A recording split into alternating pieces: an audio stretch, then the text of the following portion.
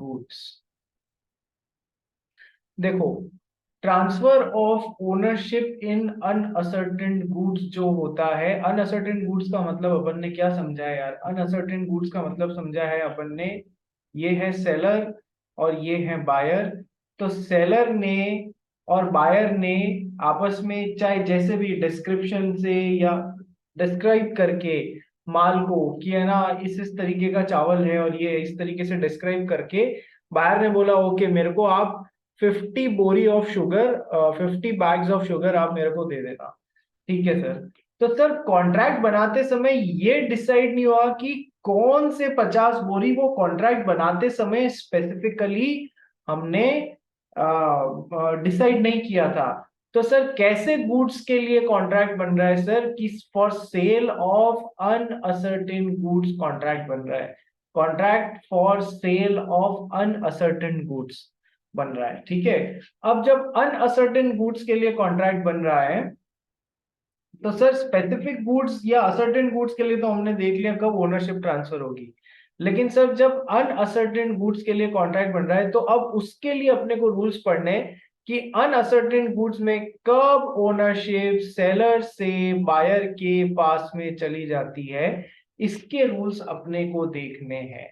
ठीक है। सो आइए पढ़ना चालू करते हैं। अनअसर्टेन गुड्स में कब ओनरशिप सेलर से बायर के पास में चली जाती है? देखो, अनअसर्टेन गुड्स में दो सेक्शन लगते हैं, सेक्शन 18 एंड 23। पढ़ना स्टार्ट करते हैं। एक बार पढ़ लेंगे अपन थोड़ा थोड़ा, उसके पैरेलल में आपको समझाता जाता हूँ। देव। सर मैं खाना खा रहा हूँ। Okay. Shetty. Uncertain goods. No property in goods is transferred from the seller to the buyer unless and until the goods are ascertained and appropriated. Ascertainment. It is a process of identifying the goods and setting apart as per the intended quality or description. Shetty एक minute.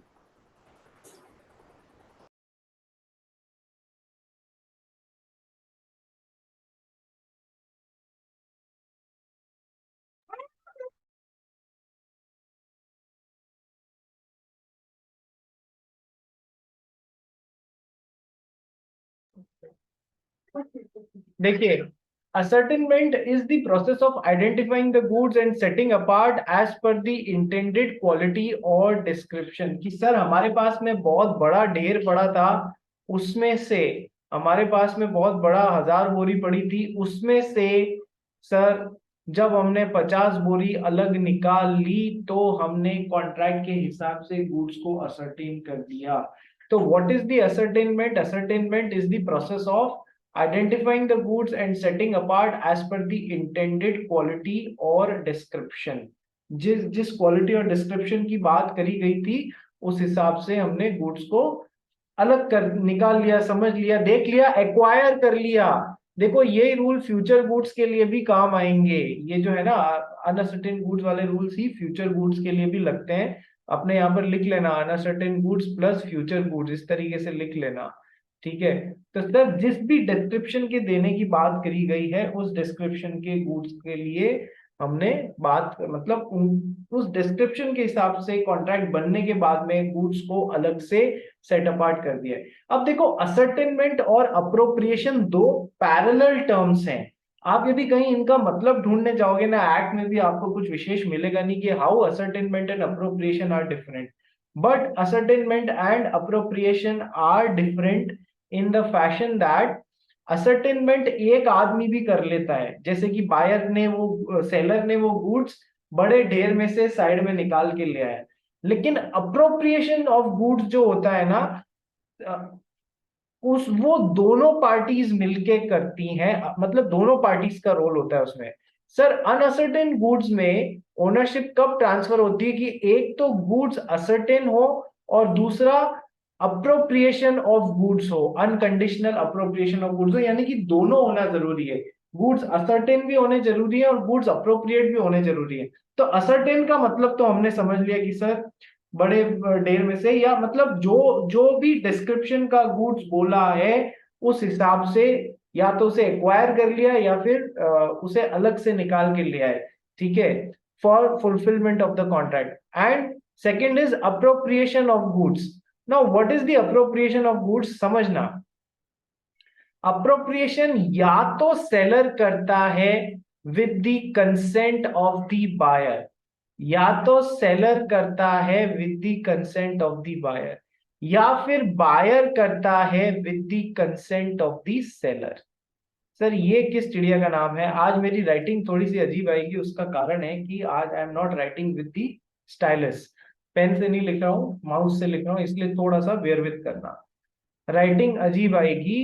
देखो, appropriation of goods जो है, ascertainment और appropriation एक साथ, मतलब दोनों करने पड़ते हैं हमको। अनअसर्टेन गुड्स को असर्टेन भी करना पड़ता है और अप्रोप्रिएट भी करना पड़ता है towards the contract. Appropriation of goods का क्या मतलब है? गुड्स को छांट लेना either by the seller, seller छांट लेता है और फिर बायर की कंसेंट ले लेता है, या फिर बायर छांट लेता है और सेलर की कंसेंट ले लेता है कि ये वाले गुड्स जो हैं ये कॉन्ट्रैक्ट में काम आएंगे, ठीक है। अब ये कैसे होता है थोड़ा सा समझो कि सर आपने, बायर और सेलर ने बोला 50 किलो गेहूं, ठीक है सर, ओके। 50 किलो गेहूं जो है वो at the end of the day seller ने कहा चलो कॉन्ट्रैक्ट बन चुका है, मैं कॉन्ट्रैक्ट के हिसाब से इसको मैंने अलग कर लिया। अब वो गुड्स जो है वो सेलर के पास में लेके गया, सेलर ने कंसेंट दे दी कि हाँ ये वाले गुड्स मेरे हिसाब से बिल्कुल सही है, मेरे को चलेंगे। तो सर अप्रोप्रिएशन ऑफ गुड्स में दोनों की कंसेंट होती है, सेलर की भी होती है और बायर की भी होती है। गुड्स या तो सेलर ने छाटे हैं with the consent of buyer, consent चाहे छाटते समय ले लिए, बाद में ले लिए, पहले ले लिए, इससे कोई फर्क नहीं पड़ता है, यानी कि दोनों की कंसेंट होनी चाहिए। बायर ने बाद में देख के हाँ बोल दिया ठीक है ये गुड्स मैं बाद में ले जाऊंगा, ठीक है, तो या ये गुड्स मेरे को चलेंगे, उसने किसी भी तरीके से कंसेंट दे दी। अच्छा, ये सेकंड तरीके से कैसे हो सकता है appropriation of goods? Appropriation of goods by the buyer with the consent of the seller. Example देखो कि सर झील का बहुत बड़ा एक गोदाम था, झील का बहुत बड़ा गोडाउन था, जिसको कहते हैं ना इंग्लिश में, हिंदी में धन्ना सेठ है, ये धन्ना सेठ है, ठीक है। गोदाम में 1000 बोरी गेहूं के रखे हुए हैं, 1000 बोरी ऑफ गेहूं रखी हुई है, ठीक है। अब 1000 बोरी गेहूं की जो रखी हुई है, झील ने डिस्क्रिप्शन से, झील ने रिया को है ना 50 बोरी बेच दी कि यार ये इस साइज का है गेहूं और इतनी क्वालिटी का है, इस मेक का है, और रिया को गेहूं पसंद आ गया, तो रिया को झील ने 50 बोरी गेहूं बेच दी। लेकिन कौन सी, ये कॉन्ट्रैक्ट बनाते समय डिसाइड नहीं हुआ, तो सर ये अनअसर्टेन गुड्स के लिए कॉन्ट्रैक्ट बन गया, ये अनअसर्टेन गुड्स के लिए कॉन्ट्रैक्ट बन गया। अब शाम को जब डिलीवरी देने की बात आई, या तो फिर क्या हुआ, रिया वापस इसके पास में आई कि यार तूने अभी तक मेरे को गेहूं भेजे नहीं, तो इसने बोला, झील ने बोला यार मैं थोड़ी सी ज्यादा बिजी चल रही हूँ, ये तू एक काम करना, ये मेरा गोदाम बिल्कुल पीछे ही है, तो इसमें चली जा, तेरे को कौन सी 50 बोरी लेनी है तू सेलेक्ट कर ले, उनको अलग से निकाल ले, इस ब्लॉक में पड़ी हुई है, अपन ने जिस गेहूं का डिस्कशन किया था वो ब्लॉक नंबर ए में पड़ी हुई है, ये है ब्लॉक नंबर ए, तो उसमें से चली जा 50 बोरी, वहां मेरा आदमी बैठा हुआ मतलब उसको कह के निकलवा ले। तो रिया पीछे गोदाम में चली गई, उसने वो 50 बोरी रिया ने सेलेक्ट करी, यानी कि buyer is appropriating the goods after the contract is made, buyer is appropriating the goods. फिर वो उन 50 बोरी को निकाल के लाए, सेलर ने देख ली, झील ने देख ली, हाँ ये उसी डिस्क्रिप्शन की है, तो बायर ने गुड्स को अप्रोप्रिएट कर लिया with the consent of the seller. क्या तुमको ये सेकंड एग्जांपल समझ में आया कि कैसे भी हो सकता है appropriation, either by the seller with the consent of the buyer or by the buyer with the consent of the seller, कैसे भी हो सकता है अप्रोप्रिएशन ऑफ गुड्स। अप्रोप्रिएशन का मतलब एक तो दोनों पार्टीज करेंगी, उन गुड्स को सेट असाइड, दोनों पार्टीज का रोल आएगा for using it unconditionally towards the contract. क्या अप्रोप्रिएशन का मतलब समझ में आया कि sir we are using those goods unconditionally towards the contract with the consent of both the parties is the appropriation of goods. तो ascertainment और appropriation दोनों होना चाहिए। तो जैसे ही गुड्स असर्टेन किए जाएं और अप्रोप्रिएट किए जाएं unconditionally towards the use in that contract, उन गुड्स की ओनरशिप सेलर से बायर के पास में ट्रांसफर हो जाती है। एक और एग्जांपल देखो अप्रोप्रिएशन के रिलेशन में। आप सब लोग अमेजन से ऑनलाइन ऑर्डर करते हो, आप सब लोग अमेजन से ऑनलाइन ऑर्डर करते हो फॉर एग्जांपल। देखो इसमें ज्यादा डिटेल में नहीं, बस एक समझने के लिए जाना। अमेजन पे मान लो एक सेलर ने चेयर्स लिस्ट करी हुई थी, अमेजन ने पे मान लो एक सेलर ने चेयर्स लिस्ट करी हुई थी, तो देव को वो चेयर पसंद आ गई, तो देव ने एक चेयर ऑर्डर करी, तो सर इसका ऑर्डर एक्सेप्ट हो गया, ठीक है। लेकिन बेचने वाले के पास में तो 500 चेयर पड़ी हुई थी, उसमें से एक चेयर देव ने ऑर्डर करी, तो सर ये कैसे गुड्स के लिए कॉन्ट्रैक्ट बना? At the time of making the contract क्या हमने गुड्स सेलेक्ट कर लिया कि 500 में से यही वाली चाहिए? नहीं, ऐसा पॉसिबल होता ही नहीं अमेजन पे। तो सर अमेजन पे अनअसर्टेन गुड्स के लिए कॉन्ट्रैक्ट बन गया, ठीक है, जो कि कॉन्ट्रैक्ट बनाते समय असर्टेन नहीं किए गए थे, फाइनलाइज नहीं किए गए थे, तो वो स्पेसिफिक गुड्स के लिए नहीं, अनअसर्टेन गुड्स के लिए कॉन्ट्रैक्ट बना अमेजन पे। क्या ये बात समझ में आई आप लोगों को? बोलो हाँ या ना। ठीक है। अब शाम को जो वो चेयर सेलर है 500 में से एक निकाल के लाया कि यार ये, और उस पे पैकिंग वैकिंग करी और लेबल लगाया देव के नाम का और देव के एड्रेस का, ठीक है, और फिर उसको देव के लिए रवाना कर दिया, तो सर उसने अनकंडीशनली अप्रोप्रिएट कर दिया इन गुड्स को towards fulfilment of the contract. Seller select करके लाया और इन गुड्स को कॉन्ट्रैक्ट में यूज करने के लिए उसने नक्की किया। अब देव के पास में जब वो गुड्स पहुंचा, देव ने खोल के देखा, देखा कहीं कोई स्क्रैच नहीं है, बिल्कुल जो ऑर्डर किया था वही माल है, डिस्क्रिप्शन जैसा वेबसाइट पे दिया हुआ था बिल्कुल वैसा ही है, और उसने कहा ठीक है ये मेरे को चलेगा। तो देव ने, सेलर ने अप्रोप्रिएशन किया with the consent of the buyer. समझ में आ गया कैसे अमेजन पे प्रोसेस पूरी हुई? कैसे अमेजन पे सेलर ने अनअसर्टेन ऑर्डर निकला अनअसर्टेन गुड्स के लिए, क्योंकि 500 कॉन्ट्रैक्ट बनाते समय हमने ये थोड़ी डिसाइड किया था कि 500 में से कौन सा वाली चेयर सेलेक्ट होगी, ठीक है, तो अनअसर्टेन गुड्स के लिए बना। अब उस अनअसर्टेन गुड्स में ओनरशिप कब ट्रांसफर हो रही है? जब असर्टेनमेंट प्लस अप्रोप्रिएशन दोनों हो।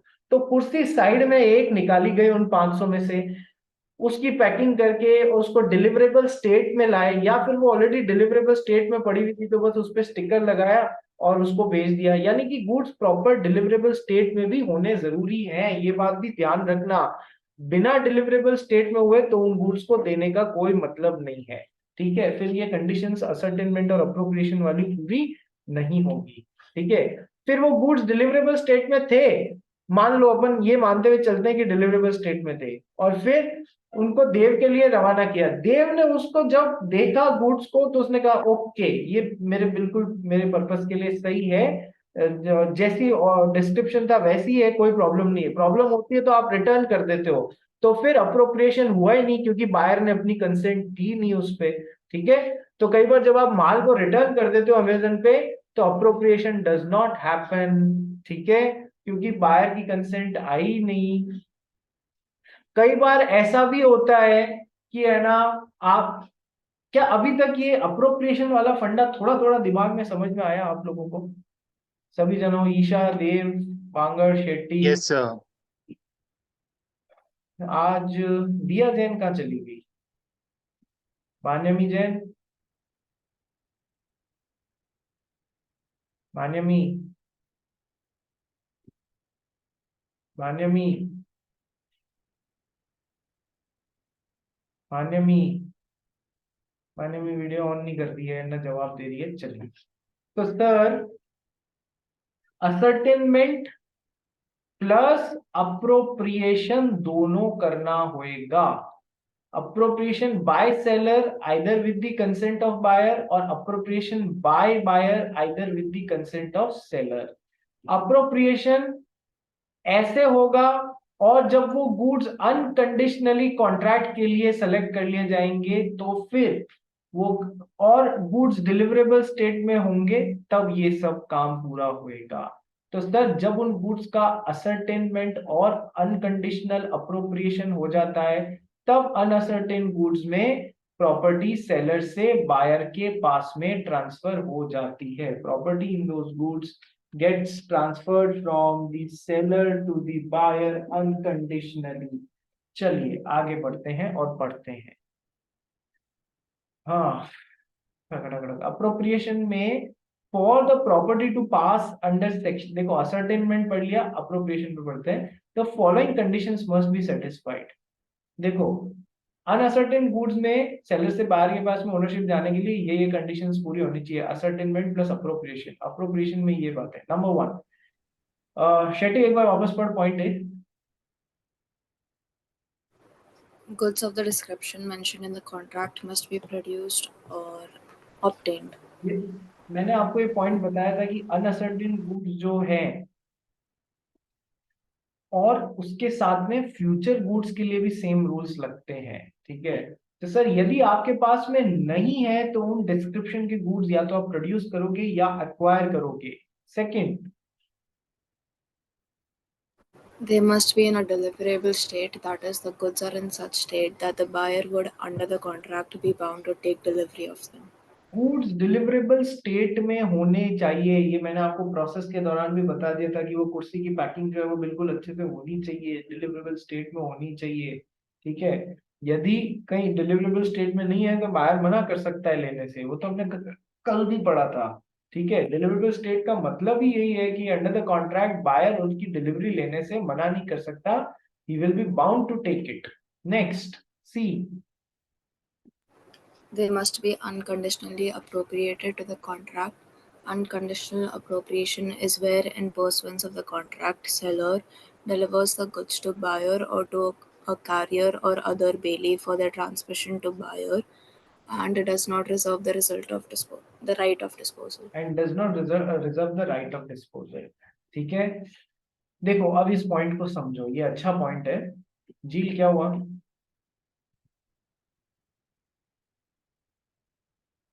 जी, जील आवाज नहीं आ रही है आपकी? सर अभी आई। हाँ अभी आ गई, जल्दी जल्दी बेटा। मैं बोल रही हूँ जो ब्रेसलेट्स और ये सब जो ऑर्डर से बनवाते हैं हम, हमारे मेजरमेंट्स और हमारा जैसे चाहिए वैसे, तो वो अनसर्टेन गुड्स है या असर्टेन गुड्स है? वो अनअसर्टेन गुड्स है या असर्टेन्ड है? सर ना तो वो अनअसर्टेन्ड है ना वो असर्टेन्ड है। अनअसर्टेन्ड और असर्टेन्ड तो एक और स्पेसिफिक गुड्स तो एग्जिस्टिंग में आता है। तू जिस काम की बात कर रही है वो फ्यूचर गुड्स है, वो तेरे नाप के हिसाब से बनाए जाएंगे, ठीक है। तो वो सर आपने अभी बोला ना कि अनसर्टेन गुड्स और फ्यूचर गुड्स सिमिलर होते हैं हाँ, थोड़ा। उनके रूल्स सिमिलर होते हैं, उनके रूल्स। मैंने ये नहीं बोला था कि अनसर्टेन गुड्स और फ्यूचर गुड्स सिमिलर होते हैं, मैंने कहा उनके rules for transfer of ownership similar होते हैं। वो मेरे को बदनाम मत करना होए कि सर आपने बोला था। रूल्स तू खा गई और नाम मैं बदनाम हो जाऊंगा, ठीक है। चलिए, जैसे आइसक्रीम तू खा गई और नाम मेरा आ गया कि सर खा गए, ऐसे मत कर देना। चलो नेक्स्ट। तो सर इस पैराग्राफ का मतलब समझते हैं। गुड्स अप्रोप्रिएट तो होने ही चाहिए। अप्रोप्रिएट का मतलब सेलर ने सेलेक्ट किए with the consent of the buyer afterwards, या पहले, या बायर ने सेलेक्ट किए with the consent of the seller, appropriation. Unconditional appropriation बिल्कुल उस कॉन्ट्रैक्ट में यूज करने के लिए, अब वो उससे वापस नहीं लेगा। कंडीशनल उसने उन कॉन्ट्रैक्ट के लिए उन गुड्स को लगा दिया काम पे कि यही गुड्स दूंगा इसी कॉन्ट्रैक्ट के लिए, ये और कहीं नहीं जाएंगे, ठीक है। तो ये अनकंडीशनल अप्रोप्रिएशन को थोड़ा सा और डिटेल में देखने की जरूरत है। They must be, the goods must be unconditionally appropriated towards the contract. Unconditional appropriation is where, in pursuance of the contract, number 1, the seller delivers the goods to the buyer or to a carrier or other bailey for their transmission to the buyer and does not reserve the right of disposal. समझना क्या चल रहा है खेल। ये seller है, जो भी गुड्स बायर ने बोला था इसने बड़े ढेर में से बाद में कॉन्ट्रैक्ट बनने के बाद में इकट्ठे किए, उनकी डिलीवरेबल स्टेट में भी हैं। अब ये उसका अनकंडीशनल अप्रोप्रिएशन कर रहा है। कैसे?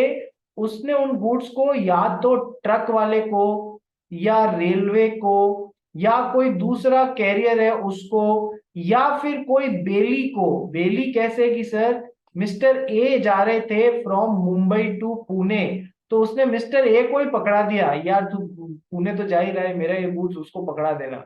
यानी कि उसने किसी भी ऐसी पार्टी को वो गुड्स दे दिया कि जाओ और इसको सप्लाई कर दो towards the fulfilment of the contract, ठीक है।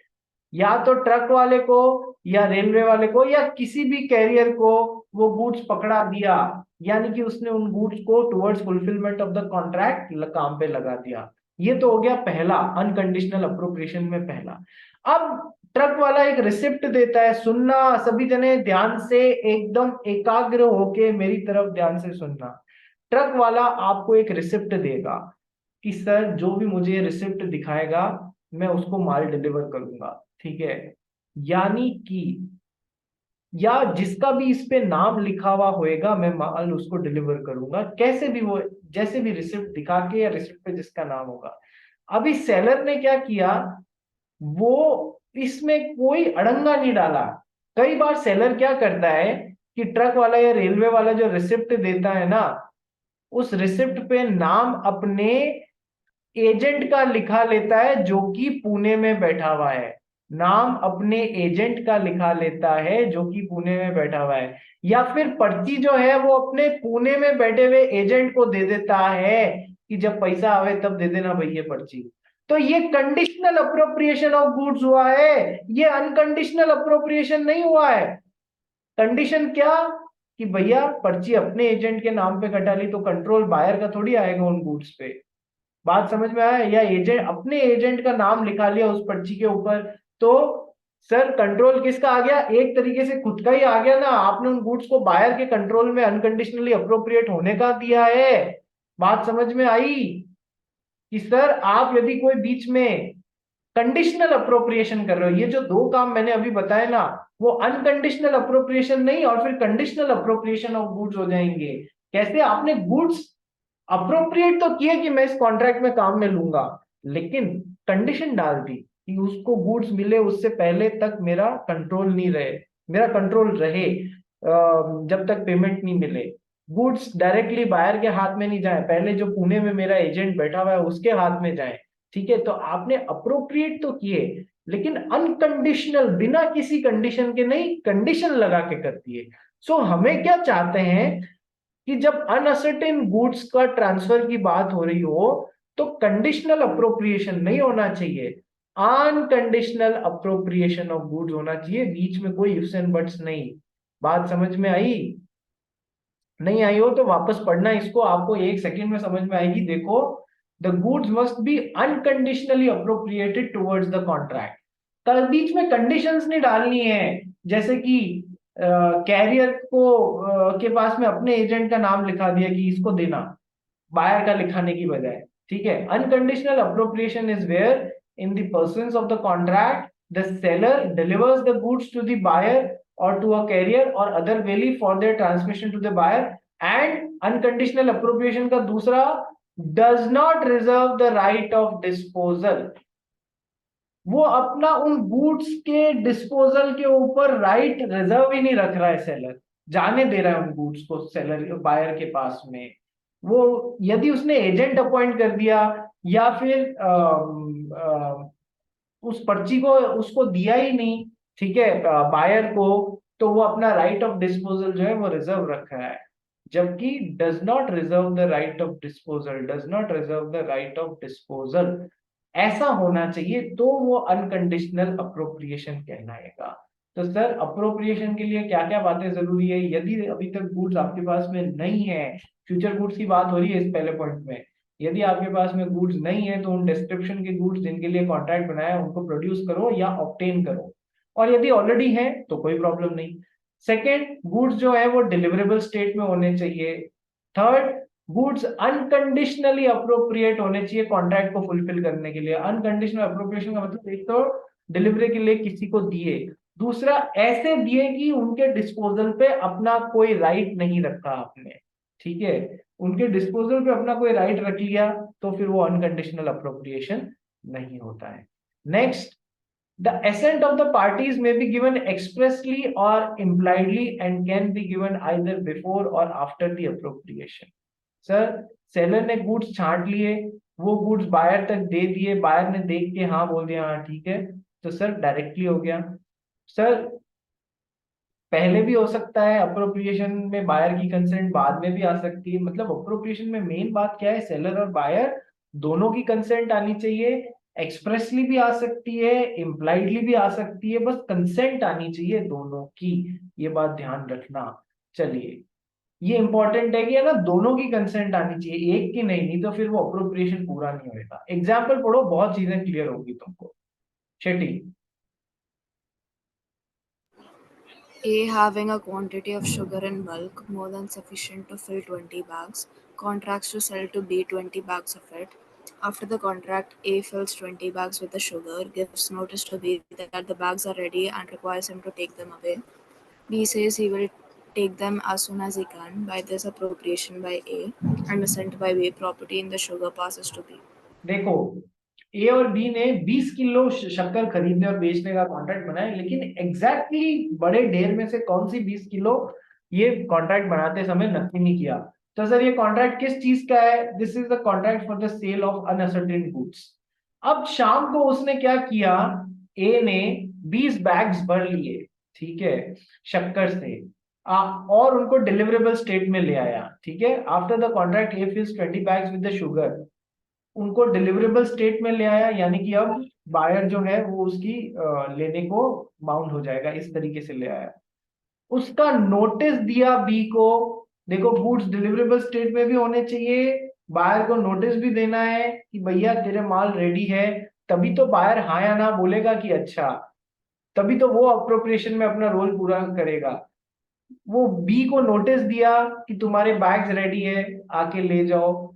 बी ने जैसे ही कहा मैं जब आ पाऊंगा तब ले लूंगा सर आपसे, कोई प्रॉब्लम नहीं है मुझे, वैसे ही बी का अनकंडीशनल अप्रोप्रिएशन बी की तरफ से भी हो गया, अप्रोप्रिएशन वाला पार्ट बी की तरफ से भी हो गया।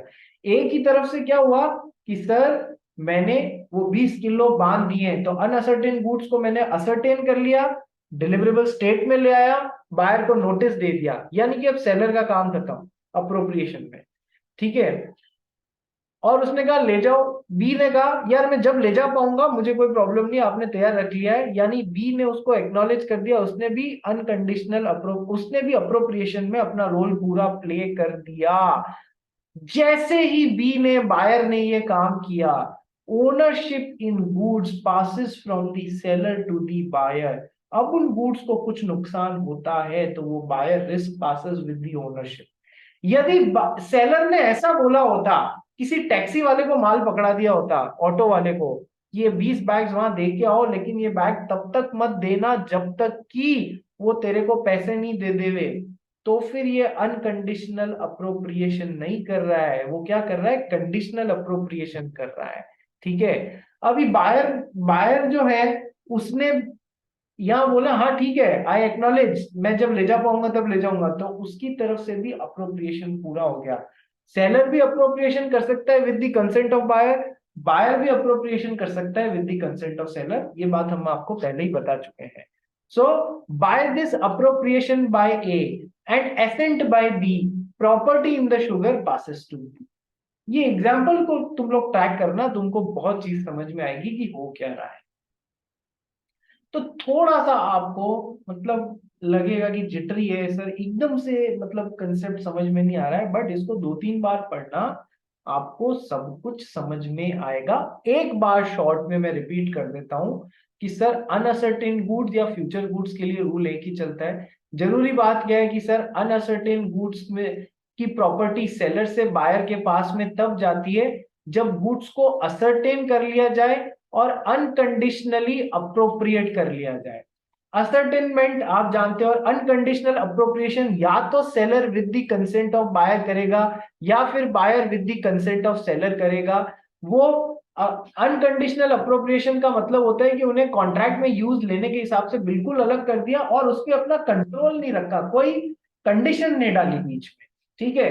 तो सर अनकंडीशनल अप्रोप्रिएशन होना चाहिए और बायर को नोटिस भी मिल जाना चाहिए और गुड्स डिलीवरेबल स्टेट में आ जाने चाहिए। ये सब बातें जब पूरी हो जाती हैं तब और बायर को नोटिस हो गया और बायर ने भी अपनी एसेंट दे दी या दिखा दिया, हाँ ठीक है मैं ले जाऊंगा, तब ये अप्रोप्रिएशन का, अनकंडीशनल अप्रोप्रिएशन का ही तो ये वाला पार्ट पूरा हो रहा है, ठीक है। तब सेलर से बायर के पास में उन गुड्स की ओनरशिप ट्रांसफर होती है। इतना सा पार्ट है भाई, ठीक है, दैट्स इट। तो सर हमने आज ये वाला पार्ट पूरा किया है, इसको ध्यान रखना, क्वेश्चंस आते हैं, मेजरली इसमें से आते हैं।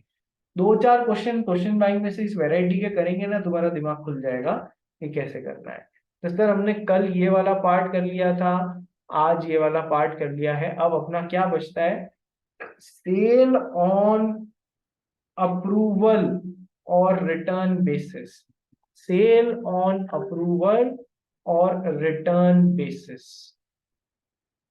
देखो अब क्या होता है सेल ऑन अप्रूवल और रिटर्न बेसिस। कई बार ऐसा होता है ना कि तुम बायर हो, तुमको गुड्स खरीदने तो है और सेलर को गुड्स बेचने भी हैं, लेकिन तुम श्योर नहीं हो कि यार ये गुड्स क्या मैं यूज कर पाऊंगा, क्या मेरे को इसको यूज करने में कोई प्रॉब्लम तो नहीं होगी, क्या मेरे पर्पसेस के लिए ये गुड्स फिट बैठ रहे हैं या नहीं, क्या ये गुड्स की क्वालिटी जो है वो सही होगी या नहीं होगी। तुम्हारे मन में बहुत सारे ख्याल होते हैं। तो कई बार किस सिचुएशंस में सेलर ऐसा भी बोलते हैं, आप एक काम करो, आप इन गुड्स को ले जाओ, आप 3 दिन तक इस्तेमाल करके देखो, यदि आपको लगे कि ये गुड्स आपको अच्छे लगे, पर्पसेस के लिए फिट बैठ रहे हैं, सही कंडीशन लगे, तो आप इनको खरीद लेना। 3 दिन के बाद यदि समझ में नहीं आए तो आप उन गुड्स को मुझे वापस लौटा देना। तो ये जो इस तरीके से हो रहा है उसको अपन क्या बोलते हैं, सेल ऑन अप्रूवल। या तो अप्रूवल दे देना या फिर गुड्स को रिटर्न कर देना। ठीक है, समझ में आया क्या सीन चल रहा है, सेल ऑन अप्रूवल और ऑन रिटर्न बेसिस। सर आप ले जाओ गुड्स को 3 दिन साथ इस्तेमाल करके देखो, या किसी दूसरे सेलर ने बोला 7 डेज इस्तेमाल करके देखो, ठीक है। तुम में से कोई म्यूजिक इंस्ट्रूमेंट कौन बजाता है, is there anybody who plays any music instrument? एक भी जना नहीं। दिया शेट्टी क्या बजाती है, गिटार बजाती है। हम्म, ठीक है। तो एक दिन दिया शेट्टी को एक गिटार लेना था, ठीक है। तो ये गई स्टोर ओनर के पास में, स्टोर ओनर वाले इनके जान पहचान के ही थे, ठीक है। दिया बोले अंकल मुझे ये गिटार खरीदना है, लेकिन मैं अभी श्योर नहीं हूँ कि मेरे मतलब ये मेरे को फिट बैठेगा, लेंथ साइज वगैरह मेरे पर्पस के लिए, भारी हल्का ये सब भी मेरे को देखना पड़ेगा। तो स्टोर ओनर ने बोला कि एक काम कर, तू ले जा इसको गिटार को, 3 दिन यूज करके देख ले, तेरे को समझ में आए तो मुझे 3 दिन के अंदर बता देना, नहीं तो गुड्स को रिटर्न कर देना, ठीक है। तो 3 दिन के पहले भी रिटर्न करना चाहे कोई प्रॉब्लम नहीं, 3 दिन मैं तेरे को यूज करके देखने की इजाजत देता हूँ, यदि तेरे को समझ में आ जाए तो बता देना, नहीं तो फिर रिटर्न कर देना 3 दिन। तो ये कैसा एग्जाम्पल हुआ, सेल ऑन अप्रूवल और रिटर्न बेसिस। अप्रूवल आ गया 3 दिन में तब तो सेल पूरी हो गई, अप्रूवल नहीं आया 3 दिन में तो फिर वो गुड्स, तो फिर क्या होगा ये अपने को पढ़ने की बात है। देखो अब है ना 2-3 बातें हो सकती है कि सर ये जो गुड्स अप्रूवल पे गए हैं ये कब सेल हुए हुए मान लिए जाएंगे, कब बिके हुए मान लिए जाएंगे। झील समझ में आ रहा है तेरे को या नहीं आ रहा है? ठीक है, कनक मंशा पुलकित रिया शेरिन समझ में आ रहा है? यस सर आ रहा यस है। सर। ठीक है, तो अब ये कब कब सेल में कन्वर्ट होगा, 3 सिचुएशंस में ये जो गिटार है ना ये सेल में कन्वर्ट हो जाएगा, मतलब बिका हुआ मान लिया जाएगा। क्या 3 सिचुएशंस में मान लिया जाएगा? Number 1, when buyer signifies the approval. दूसरे दिन के तलक यूज करने के बाद में दिया शेट्टी को समझ में आ गया कि यार ये तो गिटार बड़ा सही है, मेरे पर्पसेस के लिए फिट है, उसने बोल दिया अंकल मेरे को समझ में आ गया, मेरी अप्रूवल है, मैं खरीद रही हूँ। तो सर सेल हो गई, अब रिटर्न तो होगा नहीं, कन्वर्ट हो गया ना सेल में, यस और नो?